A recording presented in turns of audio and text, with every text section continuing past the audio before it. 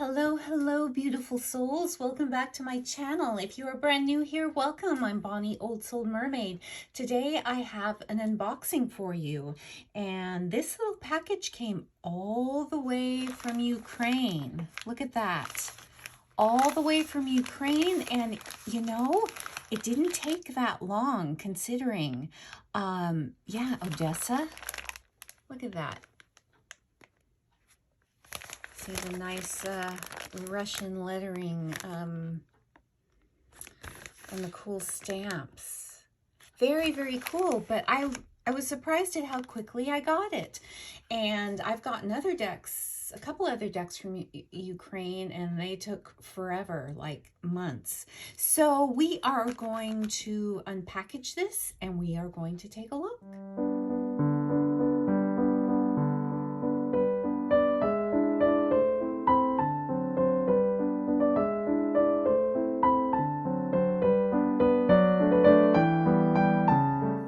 The Tarot of Unknown Shadows by Dark Synevyr, and it is the second edition. It says 2020.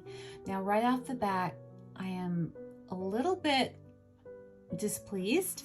Well, it's okay that it didn't come with any plastic wrap, but this looks like it could be used. The shape of the box. Do you see how the box is ripped here? You see how that's coming apart? And it looks, yeah, look at this on the bottom. It's ripped here as well. So, yeah, I'm not happy about that. I don't know if this was used. If I'm going to buy something new, I want it to be new and in perfect condition. So, we'll see what the condition of the cards on the inside are. But I was made aware of this deck by Sarah at Sunset Bow Tarot, and I immediately loved what I saw. And I will link her video below so you can see some of her hits and misses, some recent tarot hits and misses. And this was, I believe, a hit for her. Here's the box. It's a tuck box. It's really nicely done as far as the texture. It's like a rose petally finish.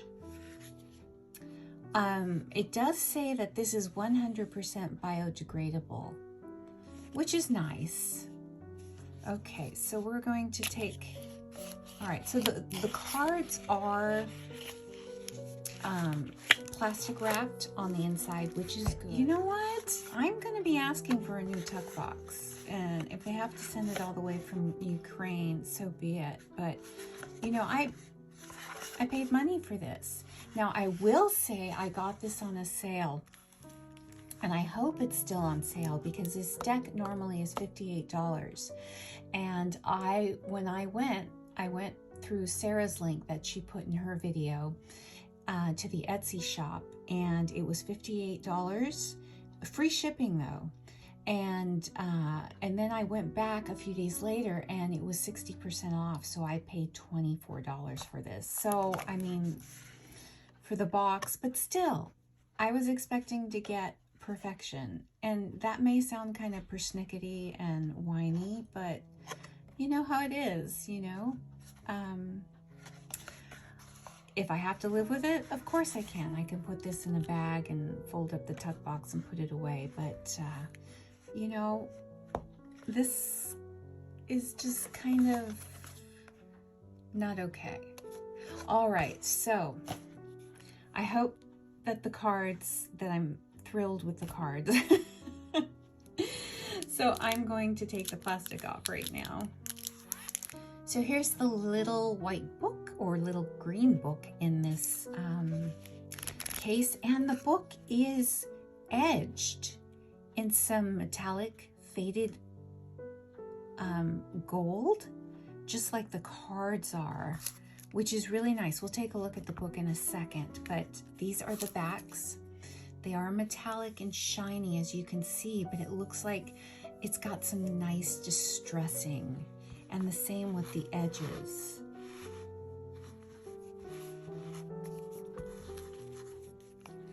Card size is very traditional, regular tarot card size. You can see with my hand right there. I'm trying to feel. It's textured on the back.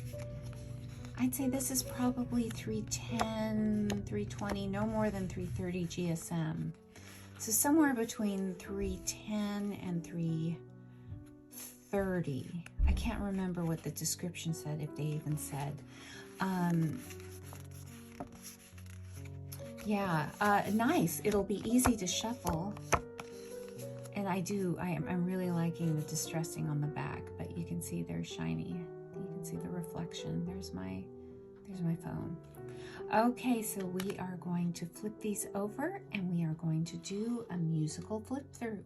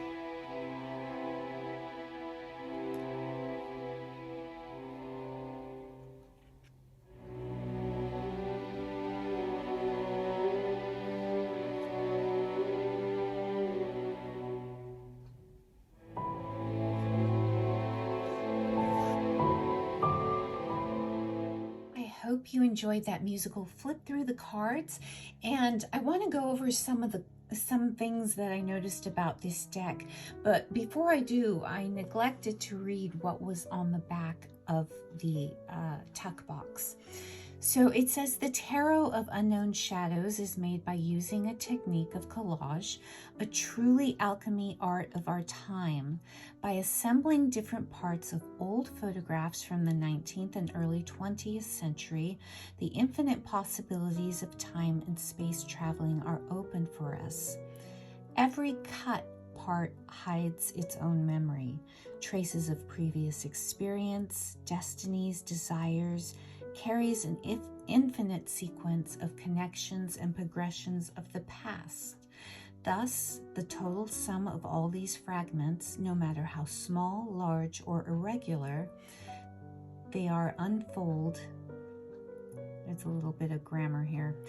It should say they unfold the hidden content into the future. By reading it, we indeed rip a hole in the fabric of our reality.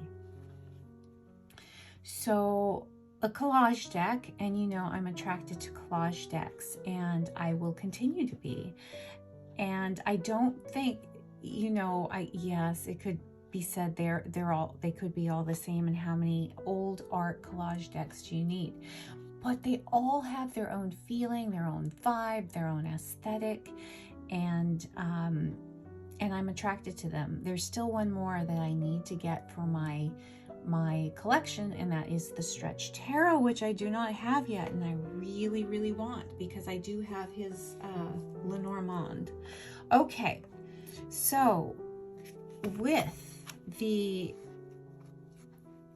Major Arcana, there, instead of the Fool, we have Light, and maybe we'll read about that in the book. If you can see this, there's distressing. I think they kept the distressing from the old photographs.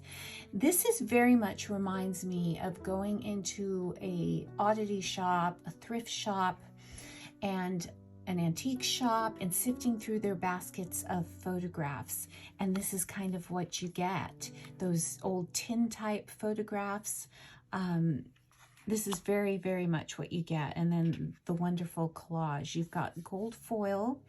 The color palette, of course, is very muted, you know, sepia tones, but with a little bit of gold foil added. This deck, compared to my other collage decks, like my Relative Tarot, my Antiquarian Tarot, has a little bit more of a shadowy quality to it. So this is definitely, I could see a shadow deck. The other ones that I have could be used as shadow decks, you know, and I have used them for that, but this one scratches the itch for that. Now, some of you might say, oh yeah, this is a great deck to use for the dark months of the year, but you know, I use these when the mood strikes all year long. There's just something haunting about the face it looks like it's been sanded off. And this is the Hierophant, and I really dig this interpretation of the Hierophant with his face off. It appeals to me. Look at this beautiful wedding photograph. Yeah, it just seems like I was in an antique shop, oddity shop, and I'm always attracted to those baskets of photographs. And this, you know, seems like, yeah, oh, I want to buy this one for 50 cents. But you have the wonderful gold foiling and the wonderful collaging in it as well. So yeah, very, very muted, but it goes with the deck. I love that Wheel of Fortune. So these cards, I want to say, are very, they're on the slippery side, very smooth, kind of a smooth satin finish. I love the details, the little delicate details. For Justice, if you can see it, there's some scales here, swords here, and the gold foiling for her delicate necklace. I love it. Okay, and this death card. Death looking at you in the eye. You can't escape it. Okay, and this is a haunting devil. Now, they did something different with the, well, they thematically is what the suits were done kind of thematically. So what am I going to pull out? So for the suit of wands, and let me get down a little bit closer, it looks like they took photographs and images of the leisure class, the aristocratic class, those people who were in the upper crust. And I assume these photographs were, I mean, they could be the UK. This dress doesn't look very Russian to me, but it could be. It could be Russian aristocracy. This almost looks like Nicholas II, but he looks a little bit thicker on top. Nicholas II of Russia was very slight. So I don't know. It could be, but I'm not sure. But you see that the images are the leisure class. The women in their beautiful, you know, this could be like Royal Ascot in the UK. It could be tea dresses here. This is at the turn of the century, you know, around the 19s, you know, like 1912, around the time of, you know, Titanic, maybe shortly before World War I. Again, this is early 1900s or late 1800s on the beach. This is 1920s, obviously. But this is all leisure class. Look at all the beautiful women in their beautiful dresses, frilly dresses, out for an outing. And look at these children in their best clothes. Look at the dapper knight, the beautiful queen in her garden. And I think this is interesting that the king is, his back is turned. But these the fashion here, you know, the way the coats for the men were cut made it so the men had impeccable posture, just, you know, the same what the corsets did for the women. You know, the straight back, and it cuts a very elegant figure. So the wands were the leisure class, aristocracy. We go into cups, and I love this Ace of Cups. And we kind of see the serving class, and we see familial scenes. You see the waitresses, and you also see, I think this image or a similar image like this was in Carrie Paris's Relative Tarot, or was it the Antiquarian Tarot? I don't know, but there is a similar image. But again, a servant, and I think it's interesting that they put in both these cards with the serving women. Servants at the time were invisible. You know, they weren't really talked to by their masters. They were really not to be seen or heard. They were invisible, really no identity. They dressed all the same. They had a uniform. They were in many ways silent. And I think it's very interesting that they did that. So you'll see a lot of family or group scenes in the cups. Look more like Russian peasants here. But here are more upper class or middle class people enjoying a picnic, tea party. So yes, more picnic, more group scenes. And that consists of the cups. A lot of females. A lot of female relationship depicted here. Here's the knight, the queen, and the king. Okay, so depicting the serving class, but also families and social gatherings in the cups. All right, then in the coins right here, I love the aces here in this deck. We've got more of the peasant or the merchant class here. Those who have to work to earn their keep, to survive. You see the lower level of society. Yeah, you see the merchants here, the grocery merchants. People with baskets of wares to sell, trading, possibly going to market to trade. Here's coin depicted here. So, yes, here's a merchant or a buyer.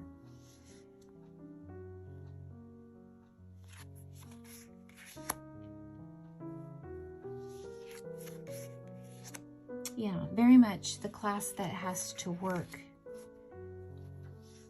or work for others.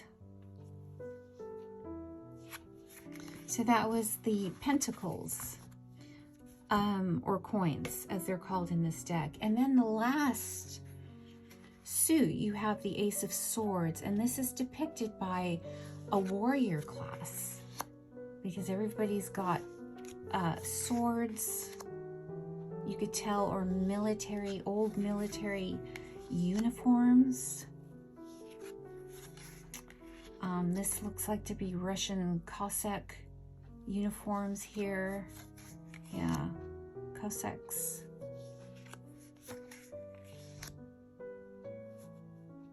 And a lot of these cards in the swords, I thought they could have done a little bit more. They show a lot of group scenes, group warrior scenes here, but I love this Eight of Swords. Look at how fierce she looks. Okay, here is this picture of Skittles. She's in my Stretch Lenormand deck. Catherine Walters, known as Skittles. I believe that's her. She was a reported mistress of Edward VIII, son of Queen Victoria, or Edward VII rather. Edward VIII abdicated the throne, but she was known for cutting a fine figure on a horse. She had her riding habit very, very much custom tailored to her taste, and the men would see her riding up and down the parks in London, wondering if she wore any underwear underneath there, any underpinnings. But women soon were asking their tailors to cut their riding habits just as Skittles. So here's a little warrior in training here, the Page of Swords, the Queen of Swords, and the King of Swords. Now, if you saw during the flip through that this deck also comes with shadows, an extra card of shadows. So let's take a look at the book. This is, all right, the second edition. Again, there's some wonderful distressing on the book, as you can tell. Okay, it looks like this book, the guidebook, is half in Russian and hopefully and English as well. So it looks like it just goes into the cards. No spreads, no about the deck, nothing about the creators. You don't really get any keywords. You just kind of get some information. Yeah. So not a lot. Oh, and no pictures. And then, so you get, this is about much text you get for the majors. And then let's see for the minors. Oh, you just get a few sentences. And you see it's listed as the 4, the 5, the 6. And that's what you get. And yeah. Oh, wait a minute. Wait a minute. What's in the back? We would like to share with you some thoughts regarding our dreams, values, and light on the direction we are evolving. It is evident that world production in the field of tarot these days is leaning towards soulless copying and printing for the mass market. Cards are losing not only their uniqueness, but an essential internal mystery as well. So our main intent is to preserve and spread further this fragile magic spirit that about, they missed the is. So fragile spirit that is about to dissolve. Excuse me. Here are the 3 basic aspects we rely on. We want our decks to be appropriate for the tarot reading in itself, not to be just a useless mixture of images randomly intertwining with symbols lacking of any meaning. Behind any deck should be a strong concept with elaborate symbolism. Yeah, you could tell there's a little bit of a language barrier here. We want to move towards historical technologies of the past in order to avoid modern copying and printing industry trends with its spiritual emptiness. Thus, we are willing to maximize the usage of natural materials and ingredients, handcrafts, so one can perceive the very soul of our creations rather than cold-blooded calculation of a merchant. We want to create decks that will only grow in value over time, so we guarantee that we are always ready to redeem your deck at the recommended price, with the addition of 5% for each year from the date of publication in any condition, full set only. Wow, very interesting. Okay, so here's their contact information right there. I will leave a link to the Etsy shop. Now, I'm gonna move my phone up a little bit. Let's see how the puppy shuffles. Slippery, but not overly slippery. I'm gonna do a little side shuffle here. They need to be worked in because of the gilding, but it's nice cardstock. I want to say it is similar, but I think a little bit thinner than what you would see with, say, Ethany's indie decks, like the Modern Goddess, the Modern Love Tarot, her Awakened Soul. It's along those lines, but a little thinner. I would say this is a smooth cardstock. It's not linen, though it seems like you almost feel a little bit of texture on the back. Let's just pull out a card and see how. Ooh, the Empress. All right, let's see what the book has to say about the Empress so you can get an example of the writing. Nope, can't read Russian, so go towards the front. All right, so the Empress, you're in black, you're a fire. Everything that was accumulated in 2 will explode in 3. This is a young creative power, as much seductive and passionate as inexperienced. The field of blooming daisies And the tree growing behind the Empress resembles wings and signifies her close connection with power of nature, primary source of sexuality and creation, where she derives her beauty and confidence. Black clothes and a veil are not signs of maturity and grief, but pent up fire, desire, and passion. To lift the veil up and to draw attention to the Empress's imperious look, it is indeed to seduce her, but it's not easy to do. If she takes her covers off, her creative fire can inflame and scorch. The Empress's energy is dangerous for light-headed and weak. It should be for the light-headed and weak. It will burn them to ashes. But behind her lower eyelashes, instead of desire, there can also be found rage of offense, revenge, and treason. Oh my. Okay, this is a different take.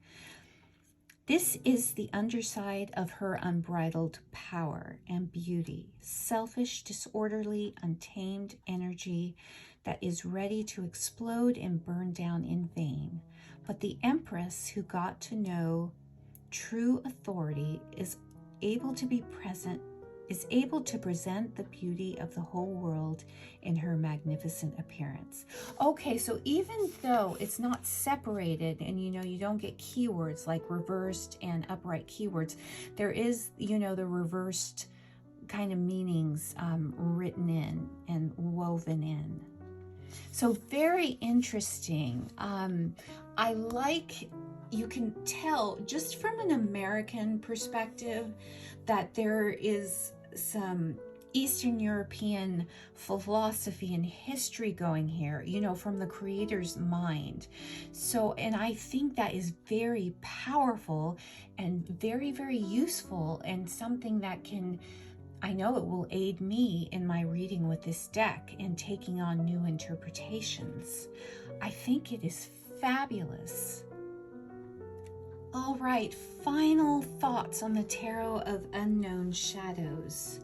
I'm really excited about this deck, you guys, but I think you kind of figured that I would be. I love the production of this deck, the distressing, just the oldness of it. They did a really, really good job. I think it is a very shadowy deck, but that's the vibe I'm getting off of it. Some of the images are just have a little darker, sinister edge to it. And I think it has more of that old world aspect to it, being, the creators, I'm totally assuming that they're Eastern European, Russian, or from Ukraine. It just has a very old world feel to it, and I'm like tingling all over from handling this deck, even with my displeasure about the box. But I'm going to see what I can do about this. I'm going to see if the deck is still cheap, and I'm going to pick up a second copy of this deck, because I can see that this is a deck that I will always want to have in my collection, even without having read with it. If it's still on sale, I would definitely consider getting a second copy, especially because I'm unhappy with the way the box. I'm sorry, I'm going to keep harping on that. Let me know your thoughts on this. What do you think? I know you've seen some of my other old art collage decks. Does this one appeal to you if the other ones haven't? What do you think? Is this something that you would only bring out in the dark months of the year? Do you have a need for this type of deck? Do you think it will fill a slot in your collection? And also, if you found any value to this video, please consider hitting a like, a subscribe if you haven't already. Leave a comment below with your thoughts. I love to hear from you, all of which helps this very small channel to grow. And with that, I will leave you to your beautiful day. Bye for now.